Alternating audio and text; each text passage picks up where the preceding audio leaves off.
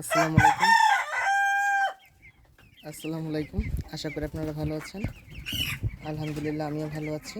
আর এই ফার্মটা হচ্ছে, এটা একটা ছোটোখাটো একটা প্রজেক্ট ফার্ম। তো এটা হচ্ছে আমার এক আত্মীয় আর কি, অনেকদিন যাবত এখানে পোলট্রি পালন করে, ব্রয়লার আর কি। তো আজকে আসলাম ওনাদের বাড়ি একটু বেড়াইতে, তো দেখি যে মুরগি উঠাইছে। তো এখানে 40টা মুরগি আছে, এদের বয়স 13 দিন। এদেরকে এখন গ্রোয়ার ফিড খাওয়াচ্ছে। এই যে গ্রোয়ার ফিড।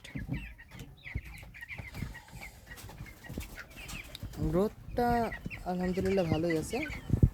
আর একটা সমস্যা হচ্ছে, সেটা হচ্ছে প্রচুর অ্যামাইনো গ্যাস এই ফার্মটার ভিতর। আমি এখান থেকে সেন্ট পাইতেছি। উনি যদি এই যে নিচে যে চটাগুলি আছে, এই চটাগুলি যদি আর একটু চিকন করতো, তাহলে আপনার মলগুলো আটকে থাকতো না। এই দেখেন আপনারা, মল আটকে রয়েছে, মল উপরে আটকে রয়েছে। ঠিক আছে, যদি চটাগুলি যদি আর একটু সরু হইতো, তাহলে এই জিনিসগুলি আর হইতো না। তো যাই হোক, এটা আমি ওনারে পরে বলবো না। আর প্রচুর অ্যামাইনো গ্যাস, নিচে প্রচুর অ্যামাইনো গ্যাস। আর মুরগির মেবি ঠান্ডা লাগছে, আমি যতটুকু বুঝতেছি, প্রায় মুরগির ঠান্ডা লাগছে।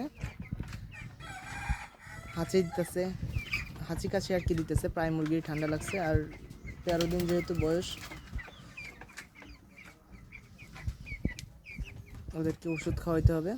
আর এছাড়া আমি অবজার্ভ করছি যে ওদেরকে ভ্যাকসিনও করানো হয়েছে।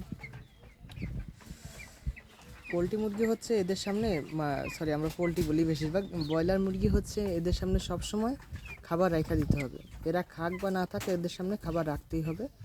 তো অ্যাজ ইউজুয়াল আমিও এসে দেখছি যে এদের সামনে খাবার, এরা বসে খাইতেছে। গ্রোথ ভালোই আছে আলহামদুলিল্লাহ, গ্রোথটা ভালো আছে, কিন্তু ঠান্ডা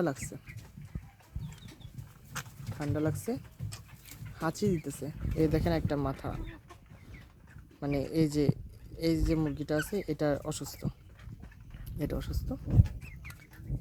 এখানে ম্যাক্সিমাম মুরগিরই ঠান্ডা লাগছে। তো আপনারা যারা ব্রয়লার পালন করবেন বা অন্যান্য মুরগি পালন করবেন, আপনারা অন্তত নিচের যে আর কি ওদের মল, সেটা যেন পুরোপুরিভাবে নিচে পড়ে, সেই দিকটা আপনারা খেয়াল রাখবেন। আর কখনো মল অতিরিক্ত জমতে দিবেন না, ঠিক আছে? আর এদের অবস্থা ভালোই খারাপ আমি দেখতেছি। এখনই আমার আত্মীয়কে জানাইতে হবে যে এদেরকে